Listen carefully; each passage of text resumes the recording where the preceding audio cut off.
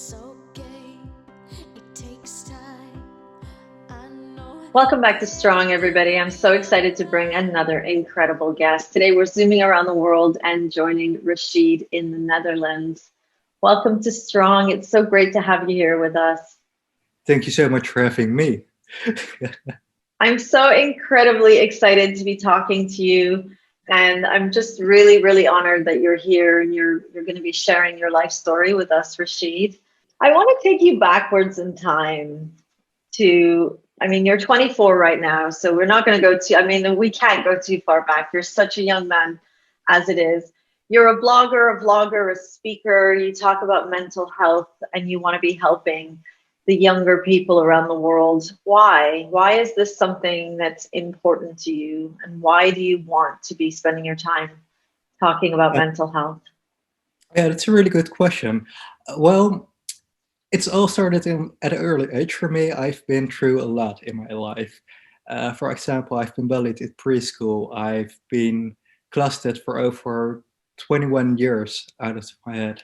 And I've been abused and I've had an alcoholic parent and all that kind of stuff. So I never was really a child. And I know that there are a lot of people out there who have been through similar experiences like me, or maybe worse, maybe less worse. I don't know. I don't care actually. But what I do care about is that people can cope with these things and, get their lives in order and be happy and dare to dream again. Because even though you're going through a lot right now, I've experienced it for the biggest part of my life for more than 20 years that my life was horrible. And today I'm 24 and I'm really happy. I'm actually kind of honored to have this life right now. I don't feel like I deserve it. Um, so I want to help people with my life story to deal with their own, life story. Let's put it like that, um, and become the person they've always dreamed of and be proud of themselves again. So that's why I'm doing this.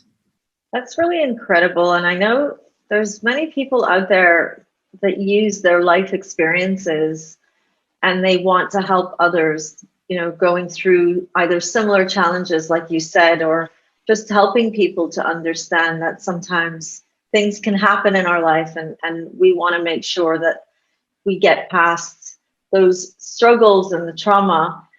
Exactly. Yeah. And I heard you saying, maybe people went through similar, maybe it was worse, maybe it wasn't. And that's not really the point. The point is that you want to be sharing. Let's go back to the time that you described to me as living on the streets. You said that you were living in the streets for about 6 months. I'm trying to imagine. I mean, we're looking at you right now. You said you're really happy to be where you are in your life at the moment. You look, well, from what we're seeing on the outside, it just looks like you're just like everybody else living in a comfortable home. How does someone like you end up in the streets? Well, it goes back to the summer of 2020 out of my head. I had this fight with this alcoholic parent I talked about earlier, and it got out of control, that fight. I mean, like, I wasn't safe anymore at this place because if my other parent wasn't there, I tried to keep them anonymous so they don't know Of course, who I'm yes. talking about. Um, but it's because of my other parent, this fight didn't get out of control. So if this other parent wasn't there, I might have ended up in the hospital or even worse. So for me, it was more safe to be out on the streets at night than at home in my own bed or in my own room at that point in my life. So I decided to move out, or well, move out isn't the right word. At dinner time and at breakfast time, I was at home. So my parents didn't suspect me living on the streets and sleeping on the streets.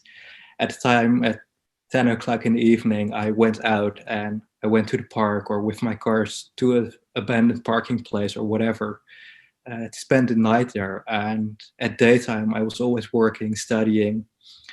I did, well, I had, by that time, I had working hours of working weeks from 72 hours or more. So I made sure I wasn't at home by day or at night. Um, so to answer your question, why did I live on the street? It wasn't safe for me at home. I had to flee. I'm just trying to get my head around that. So you were working during the day and you were living on the streets, either in your car or in abandoned parks on the streets. Did Yeah. no one know that this was going on for you? How did you manage to keep this so quiet? Well, people who know me for my smile. It's a coping mechanism, um, and with my smile, I can manage it to uh, make it look like there's nothing going on in my life, like everything's all right and everything's okay. And of course, I had some friends back then, and I didn't come forward to them either about what's going on at that point because I felt like a burden. I didn't know any better about myself. So I didn't want to be a burden to them as well, with the knowledge that I was living on the street. I know they would feel responsible to give me a roof over my head or something like that. And I didn't want that. It was my problem and not theirs. So with smiling and being positive, like there's nothing going on, I managed to keep it to myself. So the only people who knew I was living on the streets were the other people who were living on the streets back then. Um, and it came out like maybe a year later after I had my own home, or 6 months after I got my own home. Then I told people like, yeah, I lived on the streets for 6 months this past period. Um, so that's how it went. And that's how I kept it a secret. Talk to us about the experiences that you went through during those evenings. You mentioned the only other people that knew you were there were the people also living in those circumstances. I won't even pretend to understand. I won't even pretend to say, "Oh, that must have been so hard." What was that? What was that experience like for you? Knowing that you did have a home to go to, but that you chose to be that way because you said you weren't safe, and that was the safest option for you. But Yeah. from the outside, that almost feels like an even scarier option. What was that experience like for you? Well, I remember my first night sleeping on a bench near the water, where I'm living right now, actually. Um, it was scary at first. You didn't know what to expect, whether you were safe or not. Uh, but well, I felt by myself like, I can handle some junkies. I was a security guard for a very long time, and I worked at the police force and all that kind of stuff. So I know how to defend myself. And um, for me, it was easier to kick off some junkies who were selling drugs or whatever uh, than kicking off my parents, who was an alcoholic and who was, you know, was violent to me. And so I felt unsafe that first night and all the nights afterwards, of course, but not as unsafe as I was at home. So the outside world was my safe place back then, because I sort of know what to expect uh, on the outside of the streets. Can you remember meeting any of those people that you encountered in that time? What were their experiences, and how did Well, you connect with them? well, they weren't that open to me, of course, and I've talked to some people and they went through horrible experiences as well. Some were also fled from their homes. Some couldn't find any shelter at the homeless shelters. We have a lot of them here in the Netherlands. And some chose to live on the streets by themselves and sleep on the bench on the outside. So um, I actually don't know exactly what went on with them. And I know they went through a lot, and they were close for a very good reason, that they wouldn't share their life stories with me. Um, as well, I didn't share my life story with them as well. It's very private out there, actually. And maybe that's a good thing. I can ask you so many questions just around this one topic. I want to take you further on along your journey, if it's okay. Let's travel to that time that you described as an abusive time for you. I know Well, that watching this is someone who will be going through what you are going to explain to us, and I think it's really important, as you said before. Nobody knows. We don't talk about these things. no. Tell us about that experience, and for somebody watching this, really hanging on to what you're saying. I feel like it's very important that we don't fairy tale it. We don't, I think sometimes when we talk about our life stories after we've come through the trauma, after we've come through the fear and the scariness, it almost sounds like a happy ever after. So I want to tread slowly as you're telling this story. So, Talk to us about that time of abuse. yeah, of course. Yeah, and I totally understand you. Um, well, it happened through preschool and middle school. So that's like high school in the Netherlands. From age to 6 to 15, 16. That was the abusive period for me. It mostly happened at school. I have a color, I'm colored. And I went to, with all the respect, of course, through an all white school. So you stand out in the crowd. So they're making funny jokes about, maybe you've heard the discussion in the Netherlands about Zwarte Piet, Black Pete. Um, that's like a children's party, something like that, with presents and all that kind of stuff. And Black Pete is a helper of Santa Claus.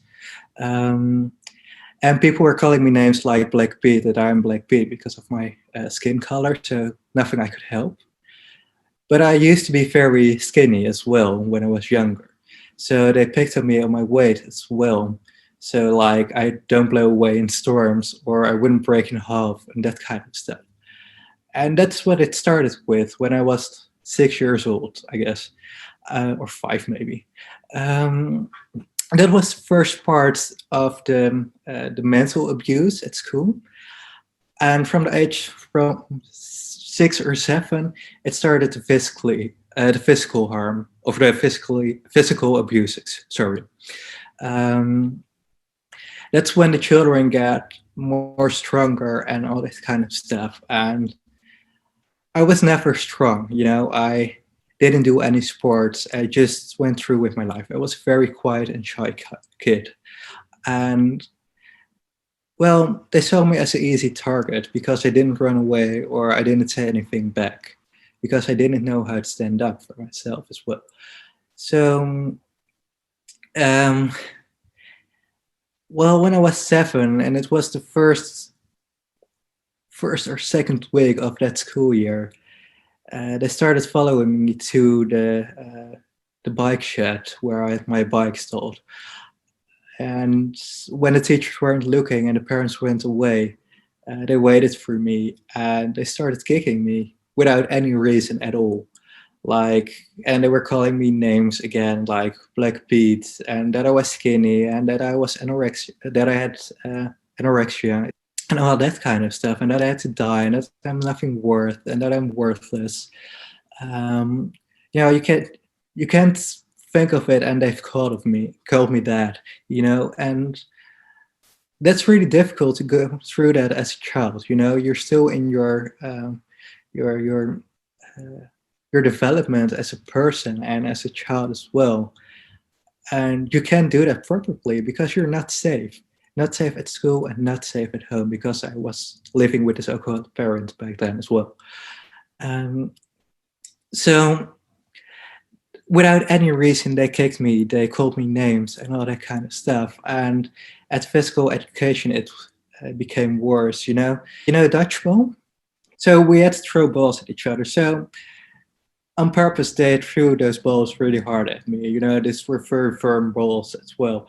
And, they tried to throw me in, sorry for the language, in my balls, in my face, in my eye, back of my head, that kind of stuff. So it would really hurt, even worse when you get it on your arm or hand or whatever. And always when the teachers weren't looking. Um, so I was running, I got tackled, and, it I wasn't safe anymore.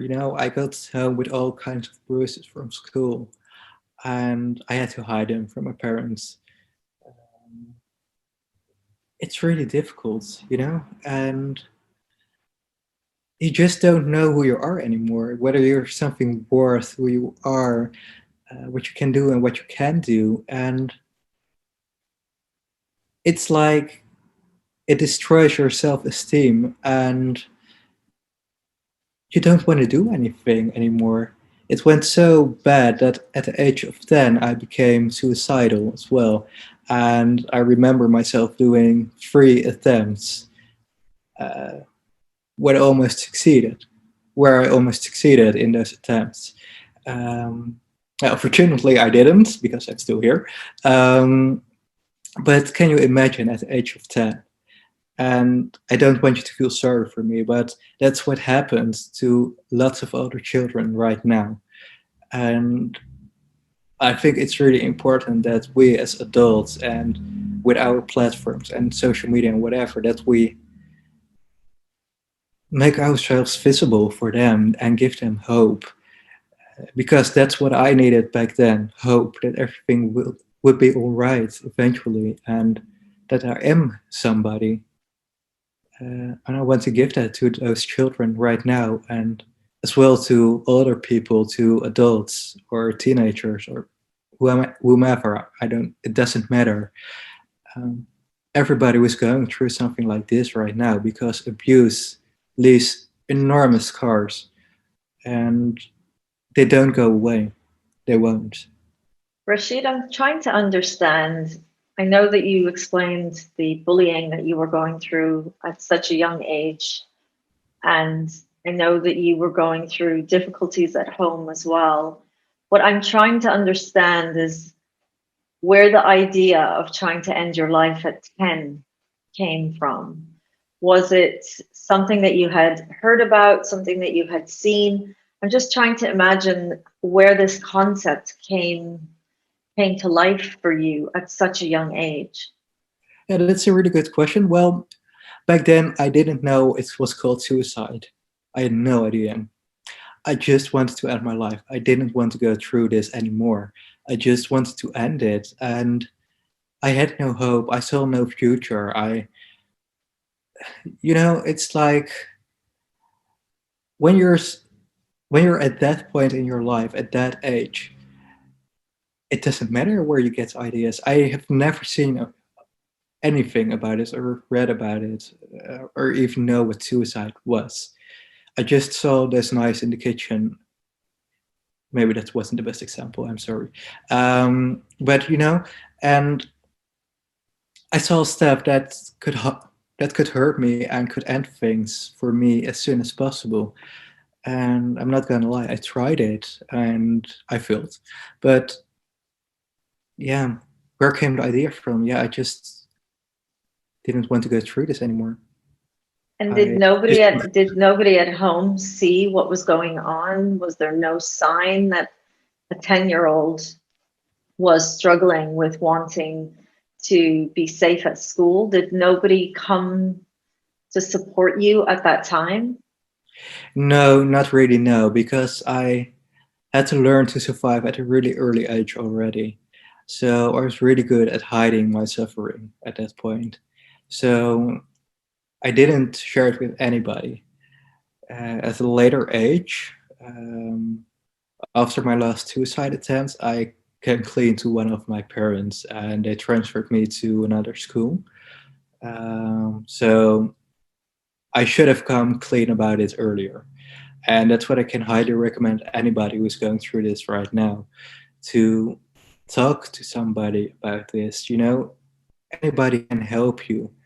Uh, you know, it doesn't have to be a lot, but just talking helps a lot and they can help you in any way.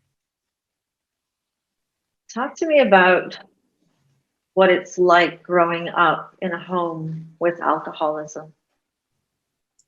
It's horrible. It's really horrible. You just don't know what to expect when you get home from school or work or whatever. You just don't know how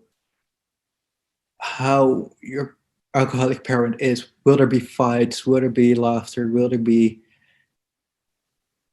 yeah, it's, you just don't know what to expect. So you're always stressed out about what will happen when you get home. Will you be safe at night? Will you be sleeping in the car again? Or is your other parent not safe? Or is this other parent being hit? Or anything? So it's really difficult to live with an alcoholic parent because you have no, like, oh, I lost the word. You have no stable environment to come home to. You don't know what to expect. And that makes it really difficult. It's not the fact that this parent is alcoholic, but the fact that you don't know what to expect. And that makes it really difficult uh, because you're not certain of your own life at a certain point. And that's terrible. I've went through lots of burnouts because of this. Um, and you just can't find an easy way out or something like that to control it and to be secure enough to come home because it isn't possible. You don't know what you will see. And and again, nobody knew what was going on for you at home. You didn't tell a teacher. You never told anyone. No, the first time I told about this was when I was 22 in my blog. That was the first time it became publicly available, this story. Um, but on an earlier age, I never told anybody. Yeah, I told my former best friend, but he was the only one who knew about this, and nobody else. And my psychologist afterwards, after I got in therapy. Um, but that's So when. I'm really happy you brought up your therapy sessions because I know that you described yourself to me as having anxiety, PTSD, and you even said a personality disorder. Were these things that you self-diagnosed, or have you been professionally diagnosed with Yeah, these professionally titles? diagnosed. Yeah, yeah, This is a common fear right now with parents and educators that teenagers are self-diagnosing, that teenagers are labeling themselves as having mental health issues or anxiety. And it's really important that we don't self-label. It's really, really important to teach young people the differences between feeling sad and having a mental health issue or a mental health disorder. Can you describe to me, as you've been professionally diagnosed, what PTSD looks like in your life and how you came to understand that the challenges and the traumas that you've experienced in your life brought you to this stage where you have been diagnosed with a personality disorder? yeah. Of course. Yeah. Well, PTSD. It's. I first want to make a note. It's for everybody different how they experience it. For me, it was I had vision. Well, not visions. I had nightmares most of the time. So when I still lived alone, I live together with my boyfriend now. But back then, I had nightmares. I woke up screaming, and I thought I was in these bad situations again. That this alcoholic parent was hitting me, or that I was being chased by my classmates again, or it's like you can. The easiest way to explain PTSD is like you're in a sort of repetition of your life. So everything repeats again. And you actually feel and see everything like it happens when you were younger. And today I'm really in control of my PTSD, fortunately. But back in the time I wasn't, I didn't know I had PTSD. And it's like really difficult because it can happen anytime. If I fall asleep on the couch, I can get these nightmares. But if I'm in the car or I'm walking down the streets and something happens, it can put me back in a situation that I've experienced before, and I lose all control. So I can end up crying in the streets for no reason at all. For other people, it seems like no reason at all. But for me, it's a really good reason because I just had a sort of vision about what happened to me in the past, and I experienced it like I was there again. Um, and that is what PTSD did to me. Um, and today I'm really in control. My last attack was, I think, a couple of months ago, I think in December. Um, so it is controllable, but you shouldn't self-label yourself with PTSD because you can do that. And I know it might feel like it if you have nightmares, maybe once or twice a week, or maybe 3 times a week. But it doesn't mean that you have PTSD. And I've read some blogs and articles about PTSD as well online, and they're giving really bad advice on how to handle it. You really need professional help to control PTSD. Tell us what anxiety looks like in your life. It's different for everybody, Yeah. and different people react from their anxiety in different ways. I mean, I'm just thinking about all of your experiences, from living in the streets to being raised by an alcoholic parent, to being bullied since you were 5 years old, to now reliving these moments when you're supposed to be feeling at the safest. Yeah. What is anxiety? How does it show up in your life? Does it show up only when the memories are triggered, or is it an everyday experience that you have? Well, you can compare my anxiety disorder really good with PTSD. There, where PTSD is going about my past, my anxiety disorder is going about the present day. So, to give you some examples, because of all the bullying that happened at school, I can't function in large groups anymore. So, if there's a group with, let's say, 8 people or more, I can't handle it anymore. I get very insecure. I get really, really silent. d- I don't even dare to give my opinion or to talk out loud. I just get very exhausted at those meetings. So, anxiety for me today is being really scared about other people, what they might think about me, what they say about me, and you know, it's really making you insecure, or making me insecure about myself. And um, today I use medication against my anxiety disorder, which really helps really good. But anxiety is something not to underestimate, because it can block you in several ways. And I experience anxiety today. I still experience anxiety today, even though I use medication. For example, I still have nightmares. They're not coming from my PTSD, but they are coming from my anxiety disorder, because uh, uh, these are my worst fears in my nightmares. And uh, this still happens like 4 or 5 times a week. So anxiety is for me really big. It's you can see it in my daily life with talking to people. If I don't know you, I'm really close, and I'm really shy. But if I do know you, or I know what to expect in a certain interview or conversation, then everything is all right, because I'm prepared. I know what to expect. So I know you won't judge me right now, from to give an example, because we didn't know each other like an hour ago.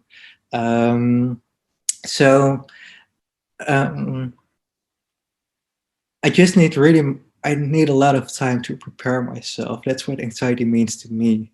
If I don't prepare myself, I will shut off and I can't function anymore. Rashid, I mean, you've been through so much. I want to take you to present day, to where we are right now.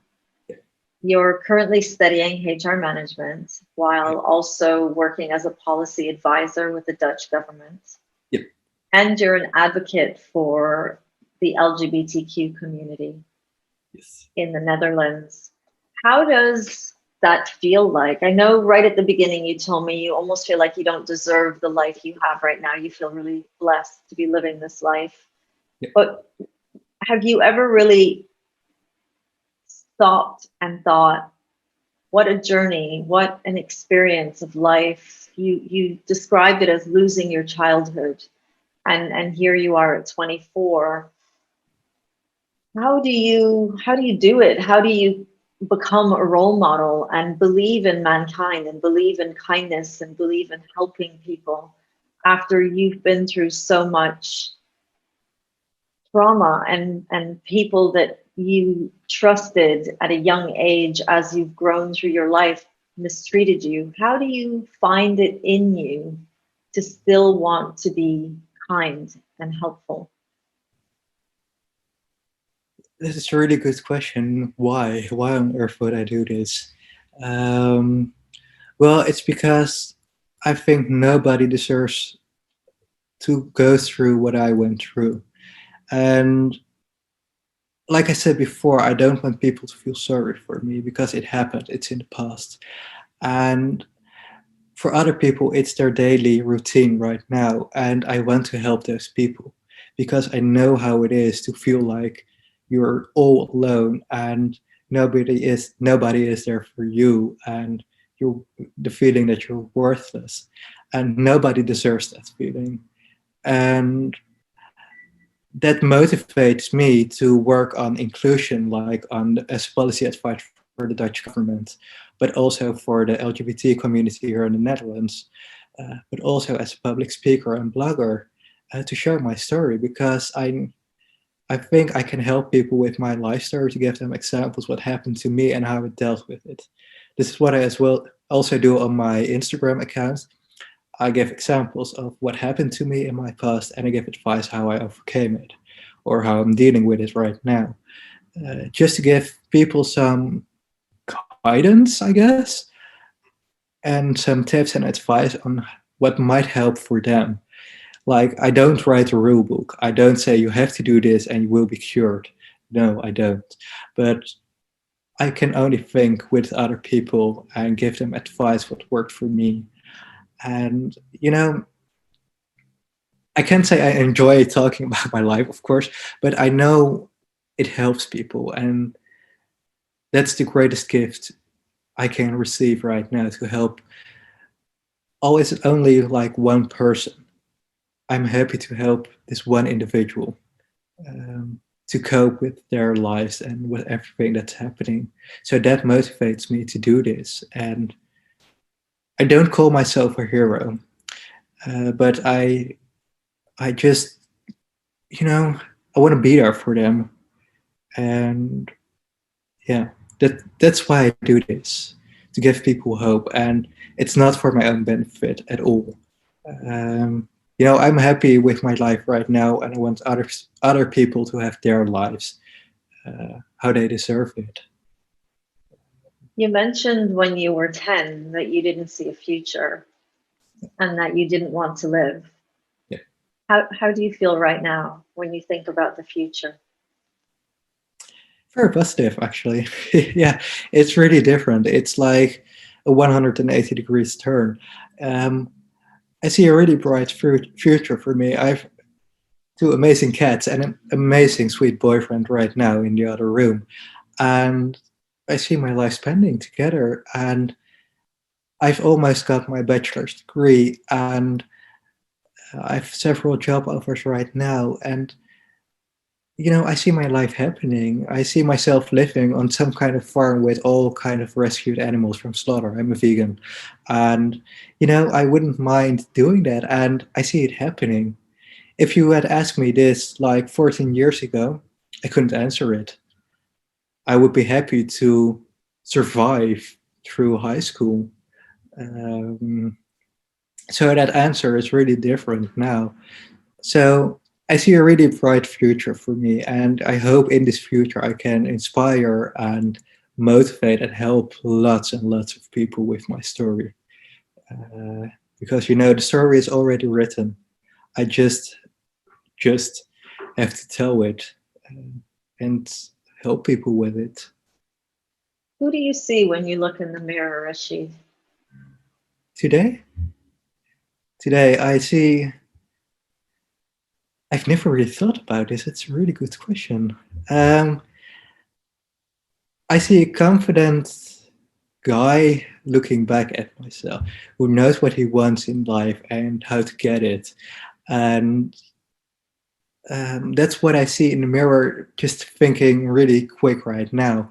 And, you know, as someone who survived a lot and um, can handle anything right now, because that's what I feel like. I can handle anything right now. I've survived through everything that happened through my life. I can handle anything right now. Uh, so I guess that's what I see right now when I look at myself now at Zoom or in the mirror, where I see myself. I see an incredibly inspiring young man. I see a young man who is brave to be talking to me. You've never met me before, and to be sharing the most intimate parts of your life. There's somebody watching this struggling with self-identity, worth feeling, unworthy of happiness, feeling alone. You mentioned several times talk to somebody, but also in telling your story, you said that you never spoke to anybody. You didn't want to tell anybody. So there's somebody watching this that is feeling just like you did. Yeah. How do we encourage others to speak out when ourselves going through struggles we don't? Yeah. I can totally imagine people who don't want to speak to other people about what they're going through. And whoa, that's really Dutch. Sorry, we in the Netherlands say really vaak, hè? I'm so sorry. But I can imagine that people don't want to speak to other people about this. And the best thing for them to do right now is to give yourself some space to think over what you're going through right now. You're doing this a lot, I can imagine, but that is the first step to seek help from other people as well. That's what I did as well. So I looked to my life and I looked to myself, okay, what's happening right now? What am I going through exactly right now? What is the impact of this? What do I need? What do I want? And from this, I started to think about, okay, this is who I am, this is what I want, and this is what I need. And from there, I started to look, okay, how can I achieve this? How can I get through this point, to this point, sorry. And I figured I needed help from other people. So back then, I had this best friend who I trusted completely. So I can recommend for people to seek someone who you can fully trust. And I know it's possible to find this person because I managed to do this as well when I was at my most desperate. So I know you can do it too. And talk to this person, talk to this person about what you're going through on your daily life, in your daily life, and what do you need. And maybe this person can help you the best because this person might not be a therapist. That's okay. But this person can advise you on how to find a therapist, what the benefits can be from a therapist, or this person can advise you to write your own story. That's what I did as well and helped me a lot to understand what was happening to me. Um, so take it in really small steps at your own pace. So think first and then act to it. Find somebody you can trust. I think that's the best advice I can give if you're not ready to talk to other people right now. Yeah. Incredible. I can't agree with you more. Is finding people in our lives who can help us see the way forward when we can't, and more importantly, help guide us towards professional help. Because I really believe that the professionals are trained and they're knowledgeable and skillful in helping us get through it. But sometimes you also just need a good friend or a family member or a teacher, someone that you can trust to talk to. Exactly. Yeah. And exactly what you say. You don't have to be. It doesn't have to be a professional. Just a friend can be enough, or a teacher, or a parent. Exactly what you say. Just somebody you can talk to where you feel safe and okay. That's more than enough already for a first step. Tell us about the exciting work you're doing right now at COC. Yeah. Well, I just started like a week ago, so it's really new for me as well. I'm a coordinator for Respect to the Love, and that means I am organizing all kinds of events for people with an other nationality than being Dutch, um, and they who are identify as gay, bisexual, or uh, what kind of gender identity they have to come in contact with each other. So we can go to an escape room together, or I'm organizing a sort of challenge day for each other to talk about life experience they had before and to get to know each other as well. Um, so that's in a nutshell what I do at COC to give people from within the LGBT community with a different nationality than being Dutch a voice and a face. That's what I'm doing right now, or try to do right now. I'm just in the startup phase. That's so incredible. I just feel like you're such a giving person, and you've gone through so much yourself. How can we find you if we wanted to read your blogs and watch your vlogs? Well, the best way is via my Instagram account at Rachied. Um, that's the best way to find me and to contact me if you have any questions. Please text me because I will answer. That's all right. But you can also find my blog on dreamingbeyondinfinity.com. All my posts are both in Dutch and English, so also for the international audience available. Um, those are the best ways to reach me, I think. Yeah, and you can find everything about me online as well.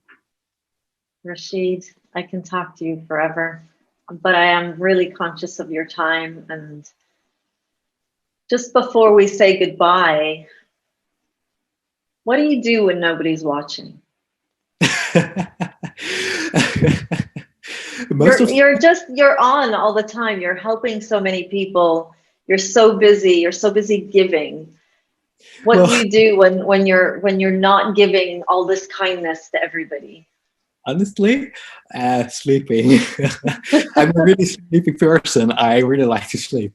So when I'm doing nothing, I might just be laying on the couch and fall asleep. Um, but I also do other stuff, of course. I play with my cats. That kind of stuff, or I just go to the gym and work out. Um, yeah, but the most things, or the most important thing I do when nobody's watching is sleeping, I guess.